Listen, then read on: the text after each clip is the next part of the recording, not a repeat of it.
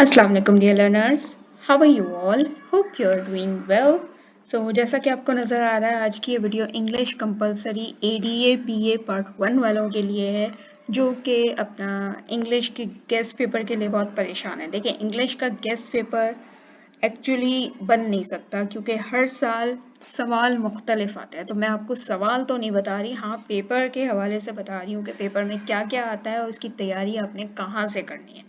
ठीक है, क्योंकि हर साल सवाल मुख्तलिफ आता है, एक्सरसाइजेस मुख्तलिफ आती हैं, कॉम्प्रिहेंशन मुख्तलिफ आते हैं, कभी सेम एज इट इज़ नहीं आए तो मैं क्या कोई और टीचर भी आपको नहीं बता सकता। ठीक है, तो सबसे पहला क्वेश्चन आपको पता है अनसीन कॉम्प्रिहेंशन आता है, यानी कि ऐसा कॉम्प्रिहेंशन जो आपकी बुक वगैरह में नहीं है, लेकिन आपको कॉम्प्रिहेंशन की प्रैक्टिस ज़ाहिर है बचपन से हम कॉम्प्रिहेंशन करते आ रहे हैं, तो हमें प्रैक्टिस होनी चाहिए कि जहाँ से भी कॉम्प्रिहेंशन आए हम कर सकें। ठीक है, 9th मैट्रिक में भी ऐसे ही पेपर में आया था, इंटर के पेपर में भी ऐसे ही अनसीन आया था, तो अभी भी ऐसे ही अनसीन कॉम्प्रिहेंशन आएगा। उसको आपको सवालों के जवाब निकालने आने चाहिए। इसके लिए मैंने एक वीडियो ऑलरेडी बनाई हुई है, मेरी प्लेलिस्ट इंग्लिश के नाम से है। मैं आखिर में आपको प्लेलिस्ट भी दिखाती हूँ, उसमें तमाम टॉपिक्स मौजूद हैं, एक एक चीज़ समझाई हुई है, unseen comprehension, seen comprehension, summary, सब कुछ बताया हुआ है। तो अनसीन कॉम्प्रिहेंशन के साथ क्वेश्चन समरी का भी आता है कि उसी अनसीन कॉम्प्रिहेंशन के पैराग्राफ को आपको समराइज करना है, यानी उसको शॉर्ट कर के आपको बताना है कि इस पैराग्राफ में बात क्या हो रही है, यानी कि खुलासा एक तरह से। ठीक है, तो ये क्वेश्चन भी मैंने अनसीन कॉम्प्रिहेंशन वाली वीडियो में समझाया हुआ है कि समरी किस तरह से करते हैं। अब आ जाता है सीन कॉम्प्रिहेंशन। पिछले 1-2 सालों में सीन कॉम्प्रिहेंशन नहीं आया था, लेकिन इसका ये मतलब नहीं है कि हमेशा नहीं आएगा। ठीक है, पिछले 15-20 सालों से इंग्लिश पेपर में सीन कॉम्प्रिहेंशन आ रहा है, अभी भी बीए के पेपर में भी आया है, बीकॉम के पेपर्स में भी आया है, एडीसी के पेपर में भी आया है। तो आप लोग ये ना सोचे कि सीन कॉम्प्रिहेंशन नहीं आएगा, आ भी सकता है, तो अपनी तैयारी पूरी कीजिए। नहीं आएगा तो वो आपकी लक है, आपकी किस्मत है। आ जाएगा तो कम से कम आपकी तैयारी तो होगी, आप कुछ कर तो सकेंगे। ऐसा ना हो कि हाथ पे हाथ रख के बैठ जाए और फिर 25-30 नंबर का होता है ये सीन कॉम्प्रिहेंशन, आपको फिर उसमें ज़ीरो मिलेंगे। ठीक है, अब देखिए सीन कॉम्प्रिहेंशन में जो आपकी बुक पर्पल वाली बुक है, ऑक्सफोर्ड की बुक, उसमें से आपको कुछ चैप्टर्स जो यूनिट्स हैं, उन चैप्टर्स में से पैराग्राफ दिया जाता है। ठीक है, और उसका क्वेश्चन नंबर 1 हमेशा ये होता है कि आपको इस चैप्टर का नाम बताना है कि आपकी बुक की कौन से चैप्टर से लिया गया, इसलिए इसको सीन कॉम्प्रिहेंशन कहते हैं। अच्छा, इसके लिए मैंने एक ट्रिक बताई है, ये जो हर चैप्टर्स के नीचे आपको कुछ वर्ड्स नज़र आ रहे हैं, ये इसकी ट्रिक है। ये वर्ड्स आप याद कर लीजिए। अगर ये वर्ड उस पैराग्राफ में आपको कहीं भी इनमें से कोई वर्ड नज़र आ रहा है, तो इट मीन्स के वो जो क्वेश्चन नंबर 1 जिसमें टाइटल पूछा है आपसे, चैप्टर का नाम पूछा है, तो आप ये चैप्टर का नाम लिख सकते हैं। 1 नंबर का सवाल, 2 नंबर का सवाल होता है, तो वो आप आसानी से कर सकते हैं। ज़रूरी नहीं है कि आप सारे बुक के चैप्टर्स पढ़ के जाएं। ठीक है, अक्सर चैप्टर्स नहीं पढ़े हुए होते ना, तो वैसे तो मैंने इन चैप्टर्स की एक्सप्लेनेशन भी अपने चैनल पे दी हुई है, प्लेलिस्ट में मौजूद है। जेंटल जाइंट्स की दी है अभी मैंने, और ट्रैफिक नाइटमेयर की दी हुई है। ठीक है, बाकी अगर मुझे टाइम मिलेगा मैं दे दूंगी, नहीं तो फिर आप ये छोटे से मैंने ट्रिक बताई है कि ये जो वर्ड्स है ना नीचे लिखे हुए, ये वर्ड्स जिस चैप्टर के हैं उसका नाम ऊपर लिखा हुआ है। ठीक है, तो अगर आपको पास पेपर्स में से भी देख सकते हैं अपनी प्रैक्टिस के लिए कि इस तरह के वर्ड किस सीन कॉम्प्रिहेंशन में आए हुए हैं, तो वो अपना क्वेश्चन नंबर 1 आप प्रैक्टिस के लिए पास पेपर में से कर सकते हैं। ठीक है ना, तो ये था सारा का सारा। इसके सामने मैंने ये ईयर्स भी लिखे हुए हैं कि बीए के पेपर में कौन कौन से ईयर में कौन कौन से चैप्टर्स आए। ठीक है ना, ये सारे चैप्टर्स ही आए हुए हैं अभी तक के, ये 2 चैप्टर्स अभी तक नहीं आए, तो इसलिए मैंने अभी आपको सिर्फ ये 10 ईयर्स में से बताया है। ठीक है, इसके बाद चलते हैं, आपका क्वेश्चन आंसर का सेशन होता है। जो क्वेश्चन आंसर वाला सेक्शन होता है वो आपको पता है शॉर्ट स्टोरीज में आता है। शॉर्ट स्टोरीज कहाँ होती हैं? ऑक्सफोर्ड की वही पर्पल वाली बुक के पीछे की तरफ इंडेक्स में देखिएगा एक्सटेंडेड रीडिंग लिखा हुआ है। एक्सटेंडेड रीडिंग का मतलब वही शॉर्ट स्टोरीज हैं जिसमें से ये क्वेश्चन आंसर बनेंगे। 3 सवाल आते हैं, 3 में से आपको 2 करने होते हैं, 10 नंबर के होते हैं। ठीक है ना, तो ये 6 शॉर्ट स्टोरीज हैं एक्सटेंडेड रीडिंग में से, उसमें से 6 में से कम आप 3 तो करके चले जाएं। 3 के सारे सवाल जितने भी पास्ट 10-15 ईयर्स में आए हुए हैं वो सब करके चले जाएं। सबसे ज़्यादा चार्ल्स आया हुआ है, फिर उसके बाद स्टोरी ऑफ एन आर आया हुआ है, और उसके बाद जो नेक्स्ट है वो अर्ली ऑटम आया हुआ है। तो ये 3 चैप्टर्स तो रट के चले जाएं, तमाम इसके क्वेश्चन आंसर जो आए हुए हैं। आपकी जो बुक में क्वेश्चन आंसर 3-4 हैं गिनती के, वही नहीं आते, पेपर में थोड़े मुख्तलिफ आते हैं सवाल, तो पास पेपर से देखें। और इनकी भी एक्सप्लेनेशन मेरे प्लेलिस्ट में मौजूद है, इंग्लिश के नाम से प्लेलिस्ट चैनल के चैनल पे मौजूद है। Charles, story of an hour, the man who had no eyes, ये 3 की मैंने एक्सप्लेनेशन दी हुई है। अर्ली ऑटम की नहीं है और प्लान ऑफ अटैक की अभी तक नहीं है।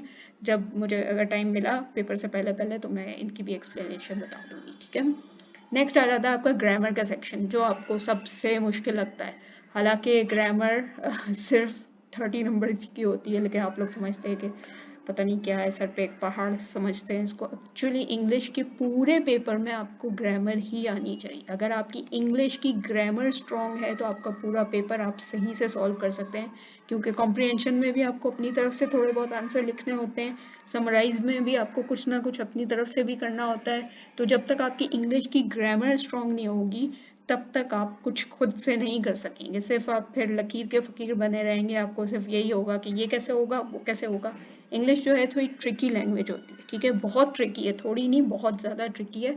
तो इसको समझने के लिए आपको बेसिक समझनी चाहिए। अगर आपने क्लास 1, 2, 3 या क्लास 5, 6 की बुक से बेसिक समझ ली ना, ग्रामर की बेसिक, कि what are articles, what are noun, what are verbs, what are preposition, उसकी बेसिक समझ ली ना, अगर आपकी बेसिक स्ट्रांग हो गई तो आप ये सारा पेपर आराम से आंखें बंद करके कर सकते हैं। तो यही बेसिक मैंने आपको सिखाने के लिए ग्रामर के सारे टॉपिक्स, ये जितने भी टॉपिक्स आपके पेपर में आए हुए हैं वो सब के सब मैंने प्लेलिस्ट में दिए हुए हैं। हर एक टॉपिक की एक अलग वीडियो है, पूरा लाइव सेशन किया था, लाइव वीडियो थी, 1 घंटे की है, कोई 50 मिनट की है, कोई 40-45 मिनट की है। एक एक टॉपिक पे मैंने एक एक घंटे की वीडियो बनाई हुई है, सिर्फ इसलिए कि आपको बात समझा सकूं, आपकी बेसिक स्ट्रांग हो सके। उसके बाद आप वो वीडियो देख के अगर आप पास पेपर से खुद से इन एक्सरसाइजेस की प्रैक्टिस करेंगे, इनके आंसर्स ढूंढेंगे, तो आई एम श्योर आपको 80-90% आपके आंसर्स सही होंगे, ठीक है। कुछ एक आध चीज़ें कॉम्प्लिकेटेड कंफ्यूजिंग क्वेश्चंस आते हैं, वो गलत हो सकते हैं, लेकिन 80-90% आपकी तैयारी आराम से हो जाएगी अगर आप मेरा प्लेलिस्ट देख लेंगे। उसमें आर्टिकल्स के भी, रूल्स ऑफ आर्टिकल के नाम से वीडियो है, preposition की 3 वीडियोस हैं, how to attempt preposition in paper, और एक लाइव preposition की क्लास थी, वो भी लाइव क्लास ली थी मैंने, 1 घंटे की है। और एक है वीडियो जिसमें 100 preposition बताए हुए हैं कि उनके मीनिंग क्या है। जब तक आप preposition का मतलब नहीं समझेंगे आपको समझ में नहीं आएगा कि preposition किस तरह से एक सेंटेंस को मुकम्मल करेगा, ठीक है। तो इस तरह से preposition की 3 वीडियोस है, करेक्ट फॉर्म ऑफ वर्ब की 2 वीडियोस हैं जिसमें मैंने बिल्कुल बेसिक बताया कि फॉर्म ऑफ वर्ब होते क्या है। स्टार्टिंग से मैंने 2 वीडियो इसलिए बनाई है क्योंकि वो स्टार्टिंग से मैंने वो भी लाइव सेशन किया था, एक एक घंटे का 2 वीडियो थी, तो वो आप देख सकते हैं। आई एम श्योर आपका टाइम ज़ाया नहीं होगा जब तक आप जब वो देखेंगे वीडियो, उसके बाद आप देख के जब ये वाली एक्सरसाइज खुद सॉल्व करने की कोशिश करेंगे, आपको बहुत सारी बातें समझ आने लगेंगी कि अच्छा ये ऐसे होता है, ये ऐसे होता है, ठीक है। सिर्फ वीडियो देखनी नहीं है, उसमें जो पॉइंट्स, जो फॉर्मूला, जो चीज़ें बताई हुई हैं उसको अपने पास नोट डाउन भी करनी है ताकि वो आपको याद रहे, और जब आप एक्सरसाइज करेंगे तो आप वो पॉइंट्स को देखते हुए करेंगे कि अच्छा इसमें इसके बाद ये लगता है, इसमें इसके बाद ये लगता है, इस तरह से पॉइंट्स हैं। वो अगर आप अपने पास नोट डाउन करेंगे तो आपको सॉल्व करने में आसानी होगी, क्योंकि सबसे ज़्यादा स्टूडेंट को फॉर्म ऑफ वर्ब ही नहीं समझ आ रहे कि हमें कैसे पता कि कौन से वर्ब का है। इसमें तो कहीं पे डैश दिया हुआ है, कहीं पे ब्रैकेट्स में वर्ब दिए हुए हैं, कहीं पे नहीं दिए हुए, तो हमें कैसे पता कि यहाँ कौन सा वर्ब आएगा। तो जब आप वो पूरा जुमला पढ़ेंगे और उसको समझेंगे, उसको इंग्लिश को उर्दू में अपने दिमाग में ट्रांसलेट करेंगे, तो आपको समझ आएगा ना कि फॉर्म ऑफ वर्ब किस तरह से कौन सा वर्ब लगेगा। अब जैसे फॉर एग्जाम्पल मैं भी आपसे क्या कर रही हूँ, मैं भी आपसे डैश कर रही हूँ, क्या कर रही हूँ, खा रही हूँ, पी रही हूँ, चल रही हूँ, सो रही हूँ, क्या कर रही हूँ, यहाँ कौन सा वर्ब आएगा, कौन सा फेल में परफॉर्म कर रही हूँ, कौन सा एक्शन में परफॉर्म कर रही हूँ। अभी मैं आपसे बात कर रही हूँ ना, या मैं अभी आपको समझा रही हूँ ना, ये 2 ही काम कर रही हूँ ना, इसके अलावा तो कोई और वर्ब नहीं आ सकता ना। तो इसी तरह जब आप वो पूरा सेंटेंस समझेंगे, इंग्लिश को उर्दू में ट्रांसलेट करेंगे, तब आपको एग्जैक्ट पता चलेगा वहाँ कौन सा वर्ब आना चाहिए। इसके लिए बेस्ट एग्जाम्पल ये है कि अगर आप अभी, क्योंकि टाइम कम है, ज़ाहिर है बेसिक से नहीं कर सकते, तो आप जो एक्सरसाइज कर रहे हैं उसको ज़रा गूगल ट्रांसलेशन पे उर्दू में कर लें ट्रांसलेट, ठीक है, ताकि आपको वो जुमले समझ आ जाएं कि इंग्लिश में एक्चुअली बात क्या हो रही है। फिर जो वो डैश है ना, जब उर्दू में लिखा हुआ होगा तो आपको वो डैश उर्दू में तो पता होगा ना कि यहाँ डैश में आना क्या चाहिए। जैसे अभी मैंने आपको एग्जाम्पल अपनी बताई, पता है कि क्या आएगा यहाँ पे, ठीक है। तो जब आप उर्दू में उसको सॉल्व कर सकते हैं उस एक्सरसाइज को, तो फिर वही उर्दू का वर्ड जो है उसको फिर गूगल से ट्रांसलेट करें कि इस उर्दू के वर्ड का इंग्लिश क्या होगा, तो गूगल आपको 2-4 चीज़ें दे देगा, तो वो 2-4 चीज़ों में से ही कोई एक लगेगा। फिर आप देखिए कि वहाँ पे क्या लग सकता है, उस सेंटेंस को इंग्लिश में पढ़ के देखिए कि यहाँ पे क्या लग सकता है। प्रेजेंट लगेगा, प्रेजेंट कंटिन्यूस लग सकता है, प्रेजेंट परफेक्ट लग सकता है, प्रेजेंट इंडेफिनाइट लग सकता है, कौन सा लग सकता है। ठीक है, तो ये इस तरह से थोड़ी सी आपकी प्रिपरेशन हो जाएगी इंशाल्लाह, अगर आप इस तरह से ट्रांसलेट करके ये चीज़ एक्सरसाइज पास पेपर की प्रैक्टिस करेंगे। क्योंकि टाइम कम है इसलिए मैं छोटा सा शॉर्टकट बता रही हूँ, वरना तो ये आपको बेसिक ही आनी चाहिए वैसे तो। नेक्स्ट आ जाते हैं एक्टिव एंड पैसिव वॉइस, इसकी भी एक अदद वीडियो बनी हुई है, उसको भी देख लीजिए। वो भी लाइव सेशन में, ज़्यादातर इंग्लिश की वीडियो मैंने पूरी लाइव सेशन किया था, 1 घंटे का किया था। तो शुरू में 2-4 मिनट शायद आपको लगे कि कोई बोल नहीं रहा, कोई कर नहीं रहा, क्योंकि जब तक स्टूडेंट्स आते हैं, कनेक्ट करते हैं, वीडियो में शामिल होते हैं, तभी मैं स्टार्ट करूँगी ना बोलना लाइव सेशन में। अभी तो ये वीडियो तो डायरेक्ट रिकॉर्डिंग है, तो ज़ाहिर है मैं डायरेक्ट शुरू कर देती हूँ, लेकिन लाइव में ज़ाहिर है 2-4 बच्चे आएंगे तो मैं उसको स्टार्ट करूँगी ना, मतलब खाली क्लास में मैं क्या पढ़ाऊँ। ठीक है, तो ये लाइव सेशन है। नेक्स्ट डायरेक्ट इनडायरेक्ट की भी है, और WH क्वेश्चन की अभी मैंने रिसेंटली ही डाली है। ठीक है, ये सब आपका हो गया ग्रामर, इंशाल्लाह इसमें से तैयारी हो जाएगी। अब नेक्स्ट क्वेश्चन आता है CV और लेटर का। अच्छा, CV जो होती है वो आपकी जॉब रेज्यूमे होती है। ठीक है, उसमें जॉब के लिए आपको अपना बायोडेटा देना होता है, जिसको CV कहते हैं या रेज्यूमे कहते हैं, और साथ में कवरिंग लेटर यानी जॉब एप्लीकेशन लिखनी होती है। जो भी आपको सवाल दिया जाएगा, जिस चीज़ की भी जॉब है, उस हवाले से आपको कवरिंग लेटर लिखना होगा। इसका जो लेटर होता है वो बहुत छोटा होता है, जैसे एप्लीकेशन हम लिखते हैं बमुश्किल 1 पेज में आराम से आ जाता है। और CV बायोडेटा जो होती है वो आपने पूरी अपनी हिस्ट्री बतानी है, आपने कहाँ से क्या पढ़ा है, मैट्रिक कहाँ से किया, इंटर कहाँ से किया, आपका एक्सपीरियंस क्या है, आपने कहीं जॉब की है या कोई और स्किल्स आपको आते हैं, कोई सर्टिफिकेट कोर्स किया हुआ है, इस तरह का बायोडेटा आपको आना चाहिए। तो ये होता है रेज्यूमे और CV विद कवरिंग लेटर। इसकी भी एक वीडियो मौजूद है। नेक्स्ट आ जाता है लेटर। लेटर टू एडिटर आता है about something, about some situation, जैसे कराची की प्रॉब्लम, पानी की सीवरेज की प्रॉब्लम, राइज इन इन्फ्लेशन, महंगाई की प्रॉब्लम, इस तरह से अलग अलग लेटर आते हैं। अच्छा, ये वाला जो लेटर होगा ये कम से कम आपने 3 पेजेस का लिखना है। ठीक है, 15 नंबर का ये सवाल होता है, कभी कभार 20 नंबर का भी होता है, कभी कभार 25 नंबर का भी होता है। तो depending on that number 5 number is equal to 1 page. ठीक है, ये बात याद रखिए, 5 number is equal to 1 page. 1 page means page का फर्स्ट एक साइड, जिस तरह हम कॉपी का बुक के पेज नंबर देखते हैं ना, पेज का एक साइड एक होता है, पेज नंबर 1 होता है, पेज का दूसरा साइड पेज नंबर 2 होता है। इसी तरह 5 numbers is equal to 1 page. So 15 number का होगा तो 3 पेज, 20 नंबर का होगा तो 4 पेजेस का करना है, और 25 नंबर का होगा तो 5 पेजेस का करना है। ठीक है, तो अब आप देख लीजिए कि आप वो सिचुएशन के हवाले से कितना लिख सकते हैं इस लेटर में, ये चॉइस मैं आपको देती हूँ। लेटर के हवाले से मैंने मोस्ट इंपॉर्टेंट लेटर के नाम से वीडियो डाली हुई है, जिसमें 2-4 लेटर जो इस तरह के प्रॉब्लम्स के हैं वो ऑलरेडी मौजूद हैं, आप वो भी वीडियो देख सकते हैं। लास्ट में मैं आपको डिस्क्रिप्शन में अपना तमाम वीडियो की लिंक सेंड कर दूंगी, डिस्क्रिप्शन में देख लीजिएगा कि आपको कौन कौन सी टॉपिक्स देखना है, तो वहाँ पे क्लिक करेंगे डायरेक्ट आप उसी वीडियो पे पहुँच जाएंगे।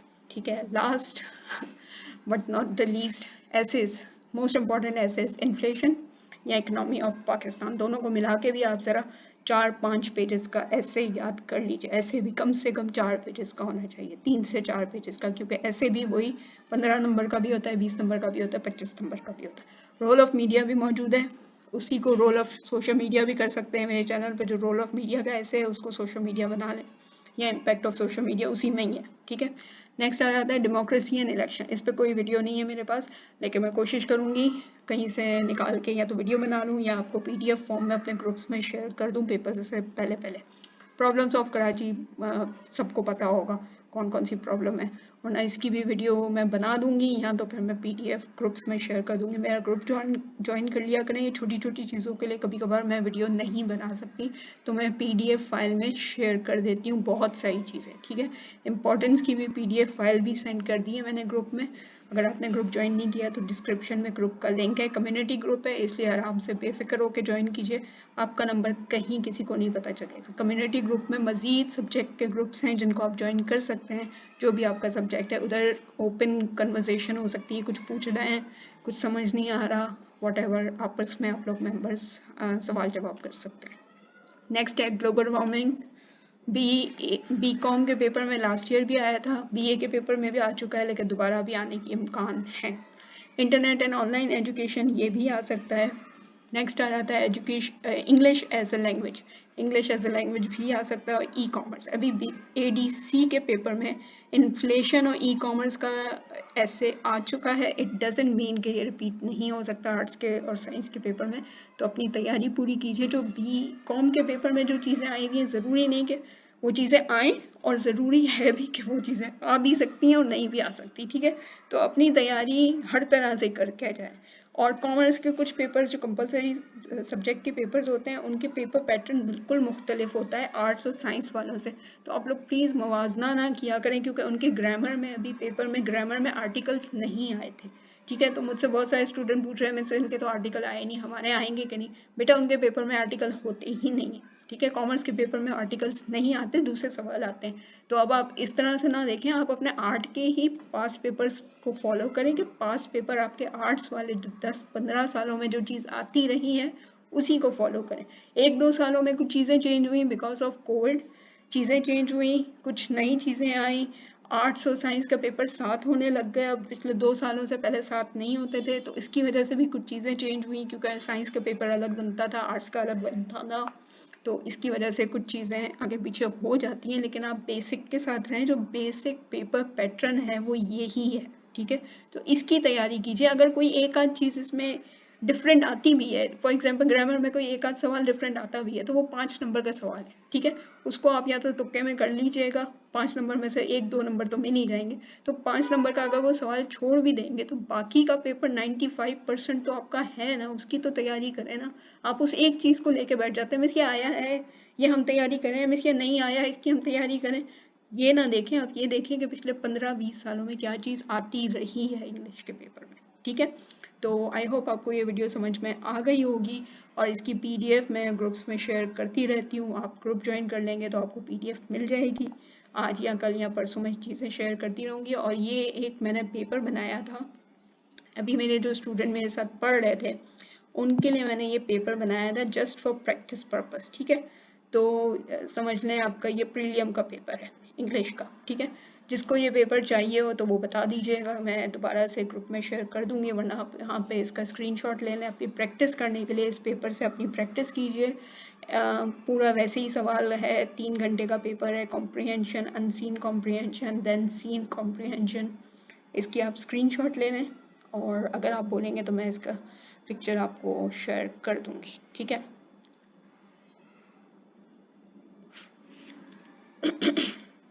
एक सेकेंड, पीडीएफ एक्चुअली शेयर करना थोड़ा मुश्किल हो जाता है, सो आप यहाँ पे स्क्रीनशॉट ही ले लें तो ज़्यादा बेहतर है, ठीक है। सीन कॉम्प्रिहेंशन का स्क्रीनशॉट ले लीजिए। ज़रूरी नहीं है कि यही आएगा, ज़ाहिर है मैंने पेपर तो नहीं बनाया ना, जिसने बनाया है वो अल्लाह जाने वो ये देगा कि नहीं देगा। लेकिन मैंने एक तरह से अपने स्टूडेंट की प्रैक्टिस के लिए सारे पेपर्स लिए थे, जो भी मैं ऑनलाइन क्लास लेती थी, तो मैंने सारे पेपर्स बनाए थे। उसमें से ये इंग्लिश का पेपर मैं आप लोगों को एज अ गिफ्ट दे रही हूँ कि आप लोग इसकी तैयारी करें, अपनी तरफ से प्रैक्टिस कीजिए। इंशाल्लाह आपका पेपर अच्छा होगा। अगर आप ये पेपर कर सकेंगे तो आपका पेपर बहुत अच्छा हो जाएगा, ठीक है। आपकी, इसका मतलब कि आपकी तैयारी बहुत अच्छी है। बस ये सोच के मैंने ये पेपर यहाँ पे शेयर कर दिया, वरना तो ये पेड पेपर है, पेड क्लासेस मेरी होती हैं, उन्हीं को दिया था मैंने ये पेपर। लेकिन इंग्लिश के लिए आप लोग बहुत परेशान थे, इसलिए मैंने सोचा कि चलें जस्ट फॉर प्रैक्टिस पर्पस आपको दे देते हैं, ठीक है। तो ये था आज का आपका paper, and all the best. और कोई सवाल इंग्लिश से रिलेटेड हो तो नीचे कमेंट में लिख दीजिएगा। इसकी तमाम टॉपिक्स की जो प्लेलिस्ट की लिंक है वो मैं दे देती हूँ नीचे डिस्क्रिप्शन में, तो आप देख लीजिएगा, ठीक है। चलें फिर नेक्स्ट वीडियो के साथ मिलूँगी। अपना ख्याल रखिएगा, और पेपर से रिलेटेड कोई भी परेशानी हो तो मुझसे पूछ सकते हैं। ऑल द बेस्ट, अल्लाह हाफिज़।